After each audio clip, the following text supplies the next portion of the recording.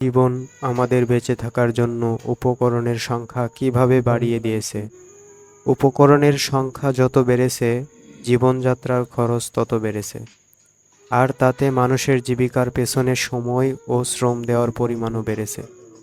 মানুষের ইহকালের এই সমান উপকরণের পেছনে দৌড়াতে দৌড়াতে ভুলে যাচ্ছে পরকালের পাথেয় ও সম্মানের কথা। বিজ্ঞানীদের মতে আগামী 15,000 বছরে সাহারা আবার সবুজ বনভূমি হয়ে উঠবে। কুরআনের একটি আয়াতে আছে, হে আল্লাহ, আপনি রাজত্বের মালিক। আপনি যাকে ইচ্ছে রাজত্ব দান করেন, আর যার থেকে ইচ্ছা রাজত্ব কেড়ে নেন। আপনি যাকে ইচ্ছা সম্মান দান করেন, আর যাকে ইচ্ছা অপমানিত করেন। আপনার হাতেই কল্যাণ। নিশ্চয়ই আপনি সবকিছুর উপর ক্ষমতাবান।